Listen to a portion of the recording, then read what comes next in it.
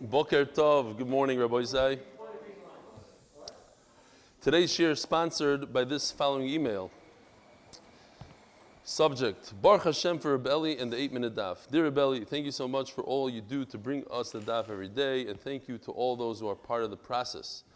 I live in Silver Spring, Maryland, so I use the app to watch the shir, usually the next morning or afternoon. Huh? So a special thank you to Leon Welcher from South Africa for making the app and keeping it up to date.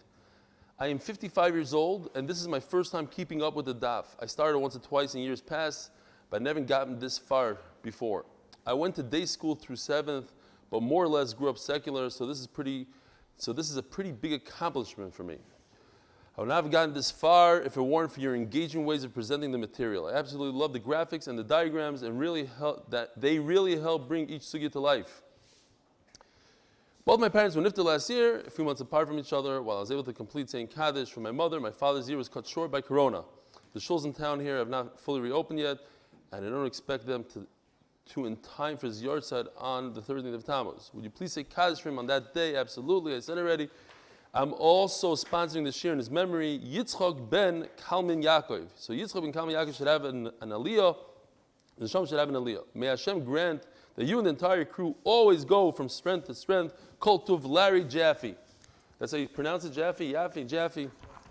All right, Yishkoyach Larry. The Neshama should have an aliyah. Today's daf is daf Kuf Chof Aleph, 120 daf into the cycle, into Shabbos. How many days you say? 183. Today's 183. No, but yesterday came over to me and said it's 26 weeks.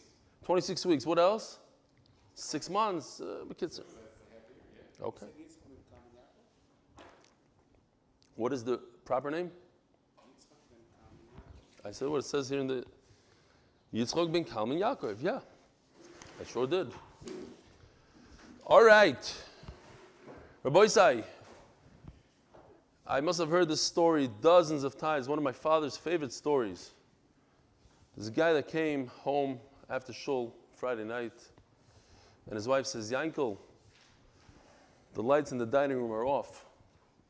She says, okay, we'll go get a guy. Gotta get a Shabbos guy. So he goes outside, he looks around, and sure enough, a geshmak, a guy is walking by. He says, excuse me, I need your help. He says, yeah, sure. He says, listen, I'm an Orthodox Jew. I can't turn on the lights on the Sabbath. He says, yeah. She says, I need your help. Could you? Sure. Comes into the house. He shows him the dining room. He says, this is the room. This is, like I said. He says, wow, that's crazy. You can't turn on the lights. He says, but you could. He says, yeah, it's true. It's very interesting. He says, no. A verrückter Mensch, versteht nicht. Pasha doesn't understand. So he hints him a zoi, hints him a hin, a he. Garnished, nothing. It's very difficult to eat in a room without lights.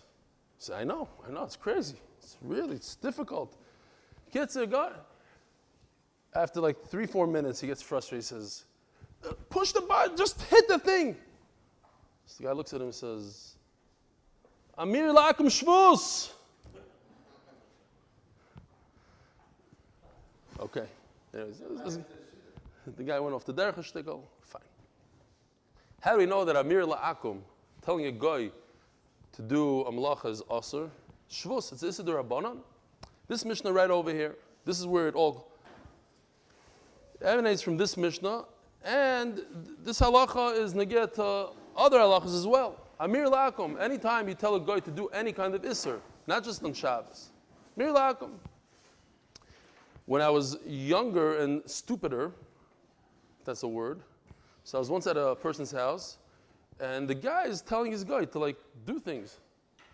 And he tried a hint. You saw that he knew about the halacha, but he was telling the guy to do things. I was like, hello, Amir Lakum. He says, yeah, but he works for me.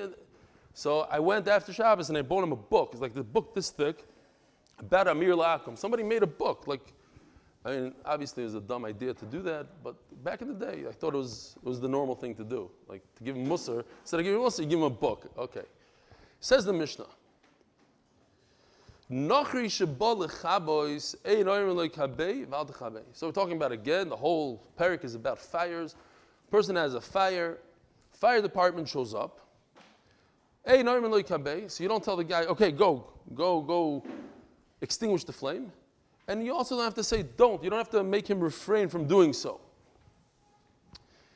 Interesting, Taisus points out that this isser of telling a goy to do a malacha on Shabbos is also asr if you tell him to do a derabanan, which is also known as shvus de shvus, a double shvus, a double derabanan, because the amir lakum is a shvus. And you're telling him to do a derabanan is a shvus de shvus. What is the isser to tell a guy to do something on Shabbos? Rabbi Kiva Eger here on the side points out Avodah Zarah Ayin Avodah Zarah Daf Tesvav Amud Aleph in Rashi. So Rashi over there says that the problem is like these psukim v'daber davar shloi diburcha. You shouldn't be talking about these things on Shabbos. By the way, is anybody here that hasn't said these psukim before said it this Shabbos? Im Tashem Shabbos Reglecha. What? First time? Oh, first time? Beautiful. That's what I'm saying. So, okay, I think I said it last week already because we learned it last week. But, Baruch Hashem, okay, so at least in this room, 2 more people. Gaval, hopefully we keep it up. With a hat or without a hat? That's the shayla. I almost said without my hat. There.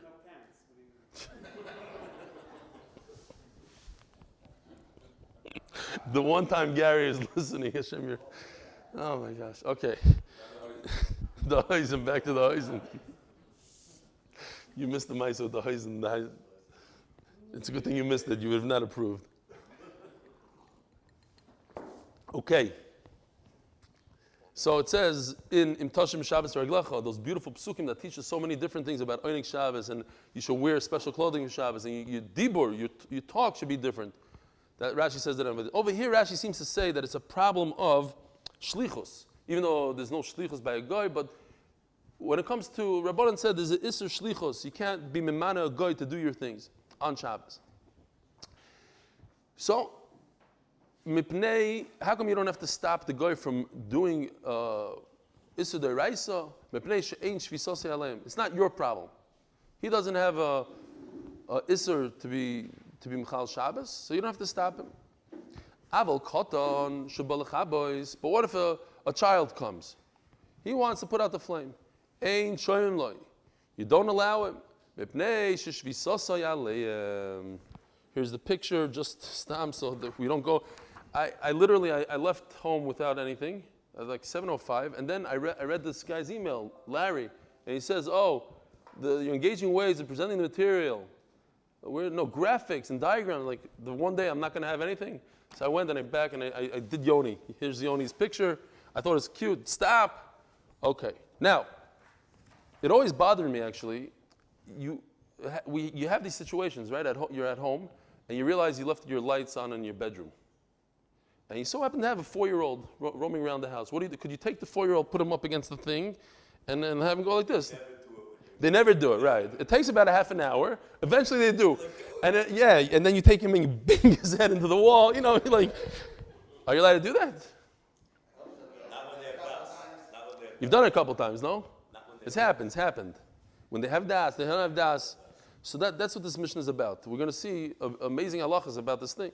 So, Katan Shabalachabois, what age are we talking about? So Taisus says, L'chayr, we're talking about Lo yigil gil chinuch.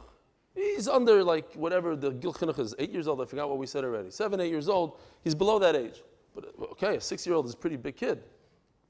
Don't worry, you're almost gil chinuch. David is getting nervous. He's there already. Oh my! Even when he's 3 years old, he's big gil chinuch. It goes by the brains. It doesn't go by the. All right, Omar Rabami, bidleiko itiru loymar kolam achabo einoi mafsid. Now, if you look over here, it says Omar Rabami, right by the word bidleiko, there's a gimel. You have it over there in the Merkava? No. You guys with the real Gemaras have it. There's a gimel, meaning this is halacha l'maisa. That when it comes to, in other words, he's mitzayin the Shulchan Aruch, usually that means that's the halacha. Bidleiko yitiru loymar kolam achabo einoi mafsid. When a person has a fire, and the other Rishonim point out, it's not just a fire, it's anything. A guy has a flood, a guy has a hurricane, whatever it is, he could tell anybody, could scream outside, whoever helps me is not going to lose. He doesn't say, hey, I'm going to pay you $12 an hour. He says, trust me, you're not going to lose. The Gemara says, the reason why I'm pulling out the Shulchan Aruch is because that's halacha l'maisa. It just happens to be, and Rashi points out, that the Gemara says, perhaps I could prove it from the Mishnah. Says the Gemara, no, you can't prove it from the Mishnah. But that doesn't take away from the fact that the halacha is like him. You just can't prove it from the Mishnah. Perhaps there's a raya here. From our Mishnah.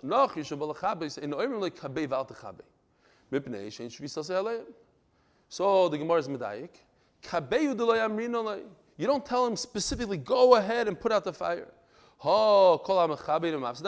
Perhaps you could just say something, don't tell him put out the fire, but say, listen, whoever helps me is not going to lose. You didn't say put out the fire. Okay, it's a nice diuk. The problem is that many times we have the same thing. You can medayik one way from the ratio, but from the seifa comes out the exact opposite. So what happens when you have that situation? It's a wash. I mean, mechtes be medayik from the ratio if you give medayik the opposite from the seifa. Ema seifa, al techabe lo yamrin lei. Don't tell him, do not. You don't have to prevent him. Don't tell him, don't. Wait a minute. It's a big problem. It says in the Mishnah, don't prevent him. Wait a minute. It's a lot more than that. You could also tell him that he's not going to lose. It's a much bigger chiddush. What's a bigger chiddush? What would you write if you were writing the Mishnah? If a guy comes to help you, you're just quiet. You don't do anything. You don't prevent him. Or a much bigger chiddush. You could even say something to him. You could even say something that implies that if he helps you, Matzah Shabbos is going to be a nice reward. Wouldn't you write that? Why doesn't the Mishnah write that? From the fact that the Mishnah only says, don't prevent him from helping you, is mashma that you cannot hint to him that there's going to be a cash reward at the end of the day. So the Gemara just ends off, okay, no raya. So that's what Rashi points out. Yes, there's no raya, but in fact the halacha is like Reb Ami, that hitiru loymar kol machaba eni mafsid.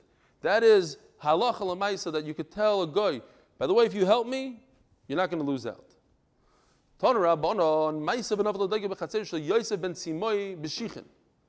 The story that a fire happened in the yard of Yosef ben Simai. Now, I'm not sure. It doesn't seem that he's such a big Talmud Chacham. It could be he was. I don't know. So the army came to help him out. The Romans, they all came to help. He worked for the king. So as a side benefit, they came to help him. So he told them, hey, stop. No, I don't think you should help me out. It's Shabbos today. You don't help. So nace happened. He refused their help. No damage happened. Rain, I guess it wasn't supposed to rain. Let's see, it was, wherever he was. No rain in those days, and rain came. Just so happened to be, he was a nice guy. He paid every one of the firemen 2 selah. He gave the head guy 25 times the amount. Usually you give a tip, you give, I don't know, double to the manager. 25 times the amount. And when Chacham found out about the story, a nace happened to him. It's a big story. You heard about the nace. It's not, what he did was wrong. He didn't have to tell them, don't help me. If a guy comes to help you, you don't have to prevent him. You see an interesting thing here. Even though he acted shaloi k'halacha, he didn't do something wrong, but he didn't have to tell him that. He could have just been quiet and he didn't need to come out to Nes. Nevertheless, HaKadosh Baruch Hu helped him because he was mechavan l'shem shomayim, even though it was by mistake. By mistake also Hashem helps out.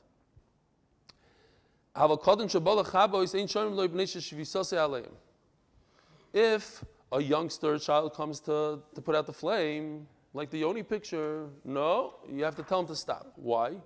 So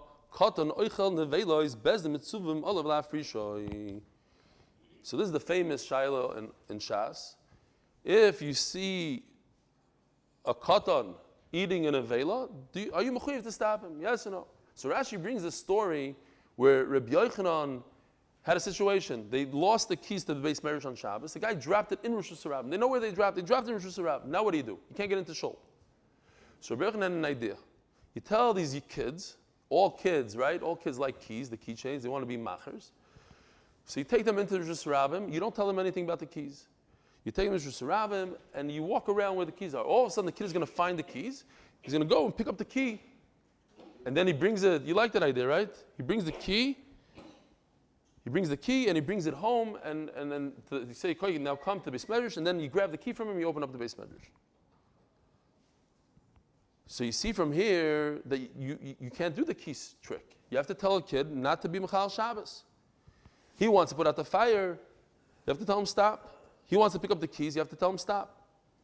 Omar Rabbi Yochanan. My grandfather had a key across his tie. Yeah, the key in the tie or the key in the belt. The nerdy, that's really nerdy. Comes right through. Yeah, the tie one, the belt one. Yeah. Listen, the tie.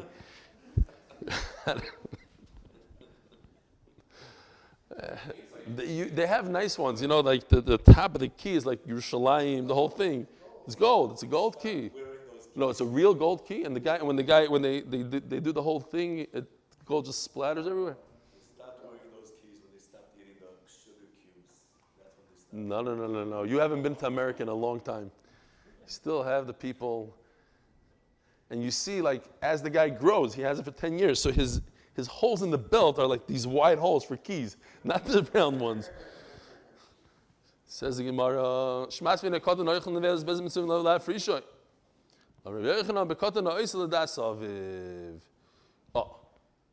so this is a halacha also, halacha l'maisa. And this has to do with the light switch. If the youngster, the kid, he knows what you want. He knows there's no light in the living room. He knows. So why is he pushing the button? Because Tati wants. He's trying to do the father a favor. That's a problem. That's also. If you have a 2-year-old, has no clue what's going on, and goes like this, that's not a problem, l'chayra. I'm not passing la halacha, but it seems like that's not a problem. A katan, a 6-year-old that's trying to impress his father by pushing buttons, that's the problem. By the keys is not a problem. He wants to be Mechal Shabbos. That's his problem. Now, why is he picking up the keys in the Rosh Hashanah? Because he feels like it. He wants to play with keys. You're not mechuyev to tell him to stop. But he's putting out a flame. Why is he putting out the flame? To impress his father? He's doing al das oviv, that's also. That you have to stop him. Reb David Osborne, Shalom Aleichem. I've never seen him. Okay. Yes.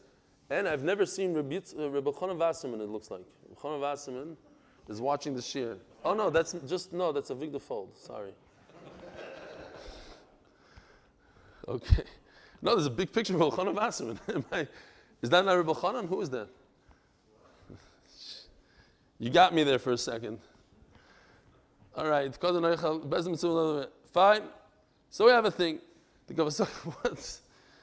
Kavosog Abi Nochi, the Ka'avid L'Datei Yisrael.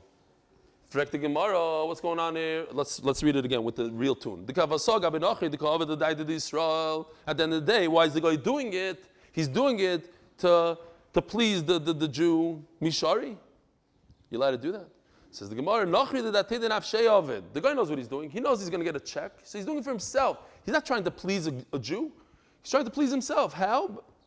By earning money, by making a check. But a katan is not getting paid for it. A katan does it because he wants to please his father. That's also on Shabbos. Zok deilegi Mishnah. Koifin ka'oro al gabe haner b'shvil shloi techos ba'koiro. You let it cover a flame on Shabbos so that it doesn't hit the beam in the ceiling. Koiro is the beam in the ceiling. It's a problem. Now, Rashi mentions right away that we learned in Daf Mem Gimel that you're not allowed to carry anything. I'm not allowed to carry this glass on Shabbos unless I need it for davar hamutter. But to carry a glass on Shabbos, to put it over a flame is davar aser. How are you allowed to do that? Says Rashi, because it's talking about that he picked up the glass to drink. And all of a sudden he realized he has another need for it, so then he flipped it over. V'shayim tzorch lemikoymai. Fine. Va'al tsoya shel katan. So if you're reading the Mishnah, you and I, we're reading the Mishnah about tsoya shel katan. What do these words mean? The tsoya shel katan. In other words, a little kid had an accident in the house, right? That's what it says. Va'al tsoya shel katan.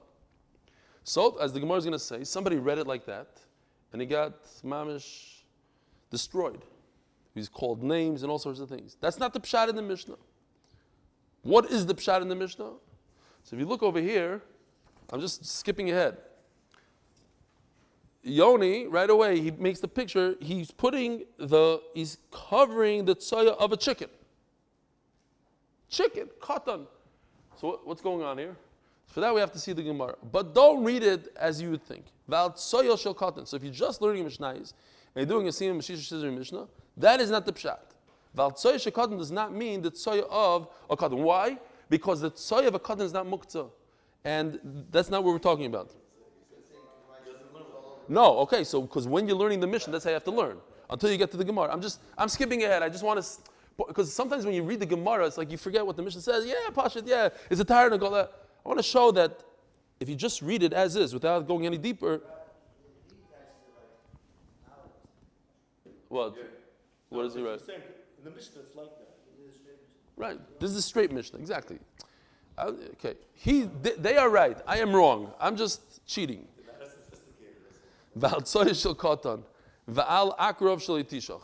Again, putting a cover over a scorpion, like in my house, still running around, that it shouldn't bite, you're allowed to. Omar Rabbi Yehuda. What does Rabbi Yehuda hold? Rabbi Yehuda, Rabbi Shimon and Rabbi Yehuda, the famous Rabbi Shimon, Melacha shein tzrich legufa, aser. Meaning, if I trap a scorpion, did I skip anything? Right. So Omar Rabbi Yehuda. Rabbi Yehuda is who holds Melacha shein tzrich legufa. I don't have, the purpose of my malach is not a positive one. I'm trying to get rid of a problem. I would rather not have a scorpion in my house. Now that I have a scorpion in my house, I need to cover him like right over here, like this guy. I need to cover him. But do I gain anything from covering him? Absolutely nothing. All I gain right now is that he's not going to hurt me. That's a malach shein tzrich legufa. Rabbi Yehuda holds that's aser. Rabbi Shimon holds it's mutter. Oh, Rabbi Yehuda, Maisa balefnei Rabbi Yochanan ben Zakkai ba'arov va'omar chosheshani lo mechatos. It's amazing that Rabbi Yochanan ben Zakkai was in Arav for 18 years, and they only asked him 2 questions in 18 years. This is one of them. And he said to them, he says, you hate Torah, and that you should all be olive pickers. Bekitzer, yeah, fine. I'm concerned over here, says Rabbi Yochanan ben Zakkai. I'm not sure, but I think that this might be a chatas. This is a melacha shein tzrich legufa that according to Rabbi Yehuda is aser. Yes, you don't really need it. It's not a positive. It's more of a solution to a problem, and therefore it's still aser according to Rabbi Yehuda. And Memela, he might be over in a chatas by trapping this scorpion. Says the Gemara, an amazing story. Rav Yehuda, Rav Yirmiyah, Bar Abba, Rav Chanan, Bar Rava. So we have 3 people there. Rav Yehuda, the famous Rav Yehuda. Rav Yirmiyah, Bar Abba, famous Rav Yirmiyah. Rav Chanan, Bar Rava. Rava's son, Rav Chanan. One of the Ravas. I don't know which one. Rav Chanan, Bar Rava. Right? Because we had 54 Ravas in Shas or something like that. Whatever the number was. I'll go bottoms. You have the son of Rava. Ikalu bei Ovin diminish shikaya. They came to Reb Ovin's house. I call him Reb Ovin because Rashi says he's Reb Ovin. Rav Yehuda v'Rav Yirmiyah bar Abba. So for the 2 famous ones, Rav Yehuda v'Rav Yirmiyah bar Abba, the turning to Daf Kufchof Aleph Amud Beis is sponsored by Fischl, the famous Fischl from Mishpacha magazine this week, Aislu Puriyasa. They brought out 2 beds, 2 couches to sit on. L'Rav Chanan bar Rava, but the 3rd one, Lo Yaisulei. Big mistake. He messed with the wrong person. He insulted his kavod, and now Rav Chanan bar Rava had to do 2 things. He first of all had to shtach him out a little bit, and he had to show him that he's a Talmid Chacham. He also deserves a couch. Ashkechei masin levrei.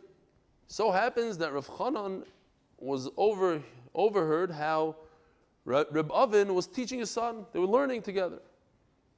And he says this Mishnah, Ba'al tzoya shel katan, and you're allowed to cover the excrements, the waste of a katan, mipnei katan, so that another child shouldn't go and touch it. Omar lei, listen to this lashon, incredible. Avin shatya. He didn't call him Rev Avin. Avin the shaita. Masne shtusa livnei, teaching shtusim to your son. You're a shaita, and what you're teaching is shtusim. B'kitzer, don't ever not give me a couch again. V'aloi, he atzma muchenes leklavim. It's not muktzah b'chlal. What's the problem here? Pick it up and throw it in the garbage. What are you putting? Why are you covering it? Now, I'm not going to wait for you to start arguing with me. I'm going to show you what a Talmid Chacham I am. Everything that you anticipate, that you think I'm anticipating, I'm going to answer for you. And you're not going to know what to say here. Maybe this is noilad. Waste is noilad. It just was created today on Shabbos. Noilad. And noilad, we know, is muktzah.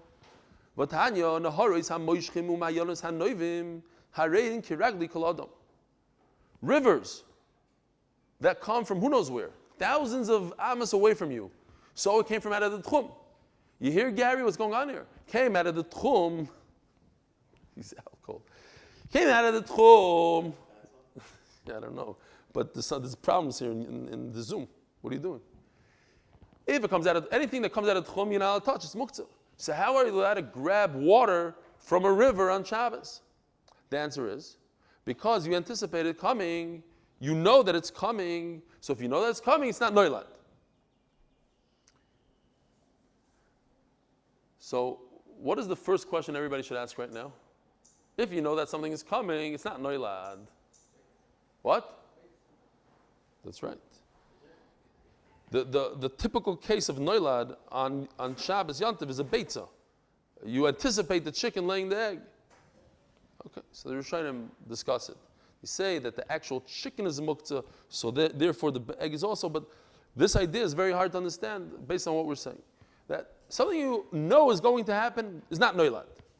So since you know that this child, you sure hope that every single day he is going to lay some of that tzaya down, then it's not noilad. Oh, so Oven realized he made a big mistake, and he says, "Ve'ela heicha asniye." How should I just yesterday saw a Maisa from the Chazon Ish. The Chazon Ish went into the rabbi's house. It was before the Chazon Ish was known. Everybody, you know that the Chazon Ish, nobody knew that he existed at all until he was about 50 something when he came to Eretz Yisrael, and Reb Chaim Oizer sent a message that he's a gadol and you should treat him as a gadol. But that's what's so fascinating about the Chazon Ish. He was literally a nister. Nobody knew he existed. He wrote the Sefer Chazon Ish, doesn't have his name in it. Nobody knew who wrote it. So Ish stands for Avram Yishaya, right? Whatever. It's hidden.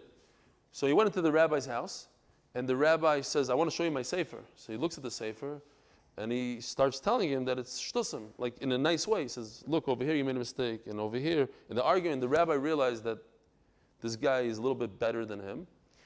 So he asked the Chazon Ish if he could learn with him, and the Chazon Ish learned with him every day, but he said, the Chazon Ish told him, on condition that you don't tell anybody that we're learning together.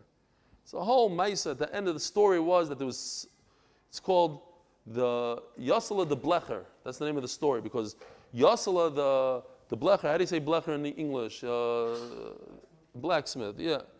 He wasn't doing well, he was at home, and his wife was putting him down. They had a Shalom Bayis problem. So the Chazon Ish told the rabbi, I want you to come with me to be Mevakar Chayla so you could have kavod, that the Rav is coming. And the Rav said, no, but the Rav only goes out for Shiva, or he has a few things. The Rav doesn't go, it's too chashiv for him to go just visit. So the Chazon Ish convinced him that for Shalom Bayis you should. Anyway, the point is that the Rav took on the Chazon Ish as his madrich. Like right away, as soon as he realized that the Chazon Ish is greater than him, that he ripped his sefer into shreds, so obviously he could learn from him, he took him on. Over here also, it seems the same kind of thing. It's interesting. I just read it. He realized, Rav Chanan is not a slouch. He knows what's going on. He knows how to learn. So please tell me how do you explain this Mishnah? I'm not going to argue with you. I see you know what you're talking about. So he tells him, Eimal tsoya shel tarnei goylim mipnei katan. So the lashon, what's the lashon in the Mishnah? Al katan, what's the lashon here? Val tsoya shel katan.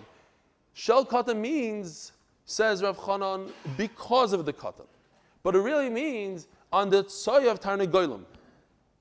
It has to be the waist of a tarnegol because the waist of a katan is not muktzah.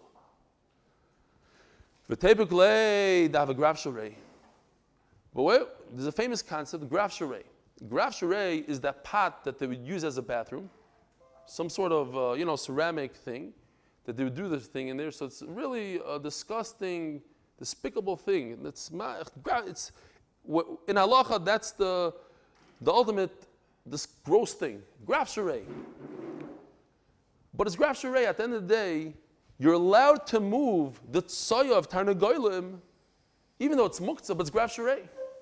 Why are we allowed to take things off the table, the Shabbos table, the leftover chunk in somebody's bowl? It's muktzah. You're done, finished. So why are you allowed to? It's graf sharei. You're removing the bad stuff. You're allowed to. You're allowed to clean up. Maybe I'll say that the whole heter of moving this vessel is because you're not touching the actual tsoya. The tsoya is in the vessel. You're moving the vessel. It's like tiltul min atzad, kind of. That's okay. The Rav Ashi, they found a dead mouse in between the spices of Rav Ashi. Got to tell you, I've been meaning to tell you this Maisa for a long time, but we didn't have time. Now I see there's a couple of minutes. When we were building the mikvah on East 4th Street. When did I say it? Yeah, I did? Nachman says I could say the Maisa. I don't remember saying it since Brachas. But you like it's a problem with you. I can't skip words and I can't say the same Maisa because you're like Anyways, I'll say the Maisa over. For those who haven't heard the Maisa. Tell us what happened on the train you said. That doesn't fit into any sugi in Shas. Rabbi said, I have a story. No. So we're building the mikvah. Now what happens in New York, the Olam should know that if you open up your basement floor, you take out the cement, automatically mice are going to come to your house. They live everywhere in New York. That's how it goes. At least that's what my father told me. I don't know, maybe they lived in a... So what's going on here? Why are there so many mice? Because we opened up the basement floor to make a mikvah before we poured the cement. It was a disaster. Wherever you look, there's a mouse. So in my room, I had a glue trap, just in case a mouse came into my room. Why would a mouse come into my room? So one day, I wake up for Shachris, and I look over, and I see a mouse. Like two of his feet were on the trap. It's like, oh no, it's disgusting. So I went back to sleep. Go back to sleep, snooze. A couple of minutes, hours later, I don't know what it was, I wake up again and I get out of bed. I feel something gooey on my foot. I look down, half my foot is on a dead mouse, half the foot is on a glue trap. And I try to pull this trap off, it's not coming off. And I have this mouse, and the mouse is jiggling, and I'm jiggling, and what happened was the mouse only had 2 feet on the trap. So the other 2 feet, he was moving. So he moved all the way to my bed. And there I am with a mouse. And I remember I was able to rip that thing off finally. And I just, for like 5 minutes, I was rubbing my foot in the carpet. It's like so gross. I had a mouse on my foot. It was mias. Fine. No shaykhs to the sugi, of course. What? It was a mouse? It was a mias, a mouse. Yeah. It was a mias. What? Animals also, it's coming. Yeah. No, because we're not talking about Noilad. He's anticipating the Shiloh of Noilad. There's 2 things here.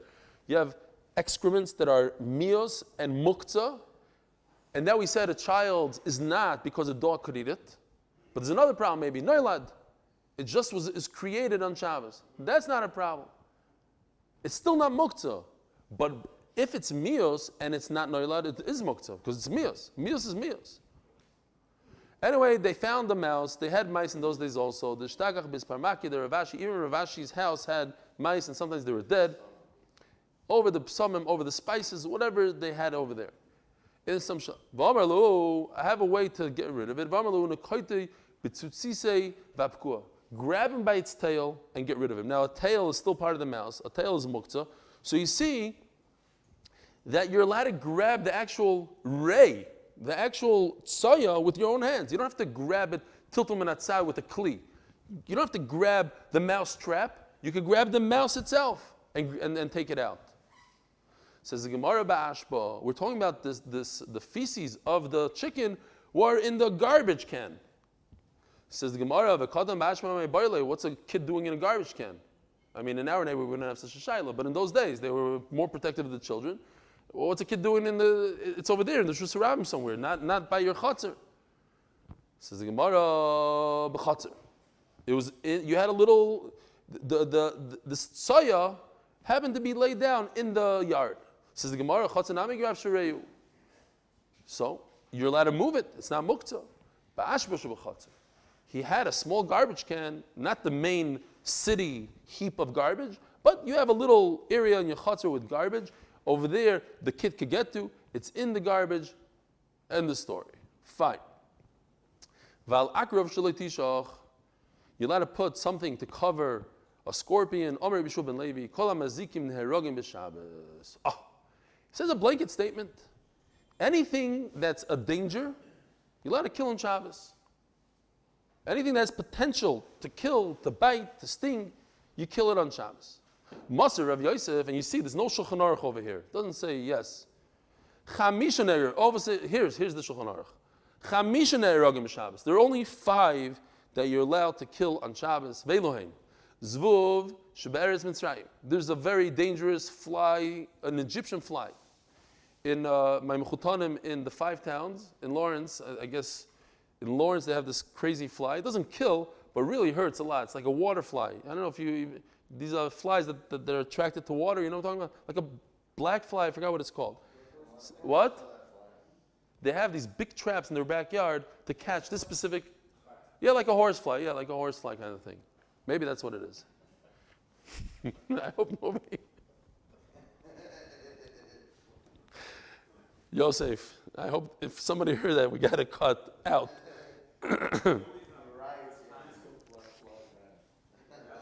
Yeah. Who? Oh, our good friend Joey Levy. Since the Chassan, I haven't seen you, Joey. Welcome, Joey. No, this is an Egyptian fly. This is an Arab fly matters. And the Nineveh wasp.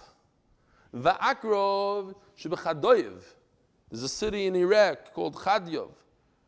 So the scorpion from there. Not all scorpions.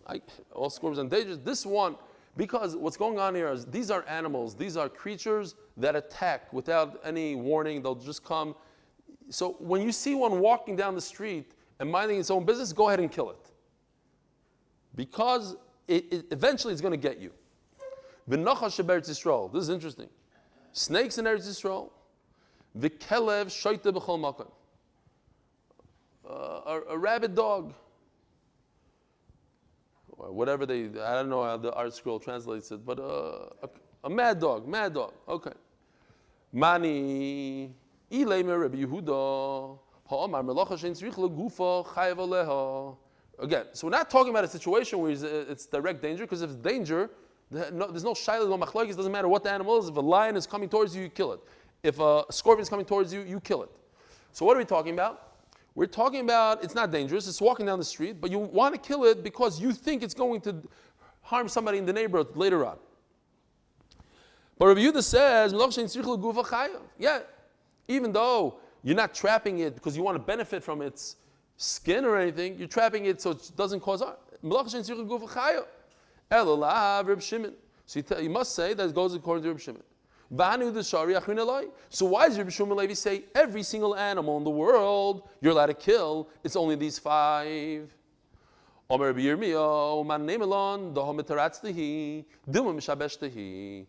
we must see Rashi for this. Rashi to be masculine, uman lemelon. I don't know, like 8 lines before it becomes wide.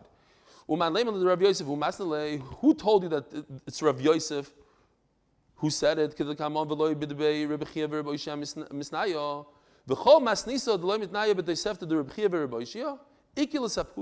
Rashi, any brisa that wasn't said over by Reb Chia and Reb Shaya, I mean, we have this all over the place, but it's good to see it inside. Mishabeshta. You don't ask questions from a brisa that they had good memory, and they were very makpid on the exact lashon of the brisa. When they say a brisa, that's a brisa you can ask questions from. Ask the Gemara over here, this brisa that you're bringing me to ask a question from Yeshua ben Levi, that only 5 and not all the animals, Dilma Mishabeshti. Maybe Reb Chia and Reb Shaya didn't say it. It wasn't one of their brises. Rav Yosef, I'm the one that said it, and I'm asking a question from it. And by the way, don't get nervous. Yes, it's a good kasha. I'm the one that brought it. I'm the one that asked it. I'm the one that's going to answer.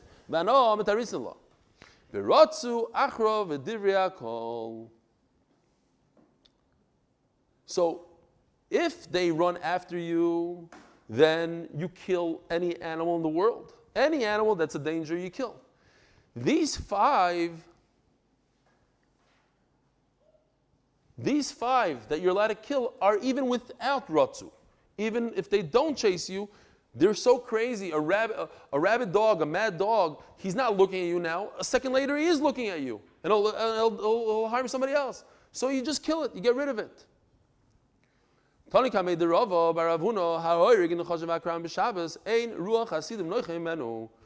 If you kill a snake or a scorpion on Shabbos, the Hasidim don't appreciate you. And we don't appreciate those Hasidim. The Chachamim don't appreciate the Hasidim. What do you mean? You have to kill these snakes.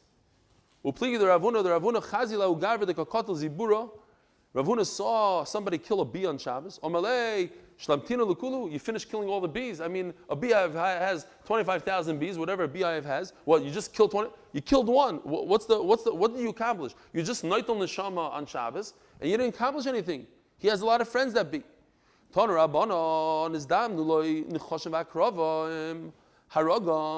is an amazing Gemara, boys. If a snake comes to bite you and you kill it, you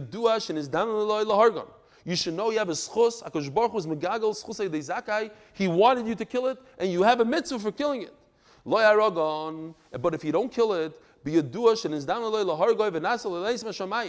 I think you could say, let's say nowadays, let's say Chas V'Shalom, a person is in a terrorist attack, and he was able to eliminate the terrorist.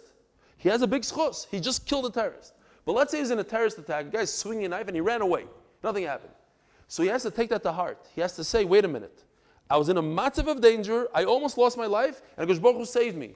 So you see that I deserve something, and HaKadosh Baruch Hu said, you know what? I'm going to give this guy another chance. So it's a big nafkamina whether you killed the guy or you almost got killed and you were saved. Same thing here. If a snake, you were able to kill the snake, big schos. You didn't kill the snake, look into your maisim. Something's wrong with you. We're talking about that only in a situation where the snake is hissing and he's in a danger. A snake fell out of the ceiling into the Beis HaMedrash. And this guy from Nivos killed it. That snake was killed by someone just like him. It's a good thing or a bad thing? The shaper of it, that he did the right thing by killing him? Like, was he saying, poor snake, a good guy got him? Or he's saying, look who got him, a bad guy from Nivos? Toshma. The Rabbi Reb Chia Barabba of Reb Zero, Haviyosvu, Akila de Berbiani. They're sitting by the house of Reb Yana. Novak Milsim Vinay, they're talking. Boy, my name is Reb Yanai. Ma'al Arag Nechoshem Akram B'Shabbos. You allowed to kill snakes on Shabbos or not? Amalu, Tzirani Horeg. I could kill a wasp. Certainly a bigger, larger, more dangerous animal. Says the Gemara, so here we're going to a concept of a fitumai. A guy is walking down the street and he sees a snake slithering across the street. What? Or ants. Does he have to walk out of the way and avoid the snake? Or he continues. If he gets killed, he gets killed. This is a shaila of Dov Shenim Miskaven. He doesn't really want, he's not intending to kill, he happens to be walking. Now, even in Dov Shein Miskaven, because it's a sakana, the snake is dangerous, so Rabbi Yehuda will be matter in this case. If you have a little spittle, so I could step on it. Why? Because I might be mashve gumais on Shabbos. No, I continue walking. Now, but not lifitumai, but not to go ahead and deliberately kill him like he did, like the Nivas did. So you see from here that he wasn't happy with the guy. You want to kill him, walk normally, and then you kill him, but don't run over to him and snap his head off. That's the problem.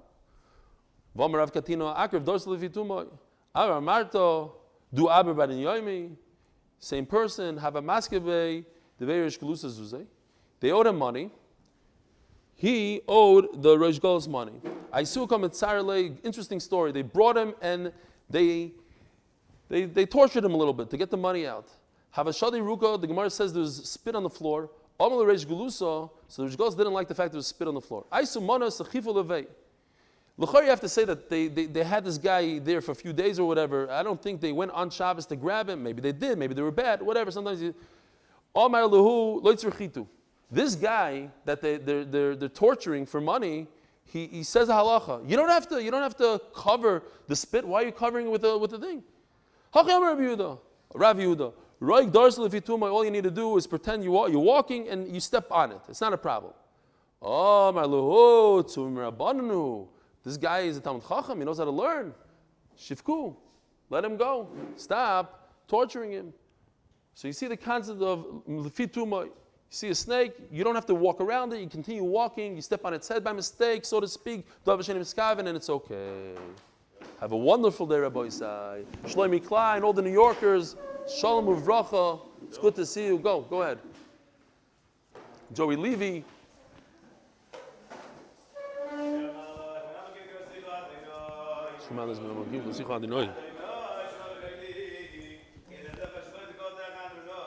Adonai Shema B'Koli.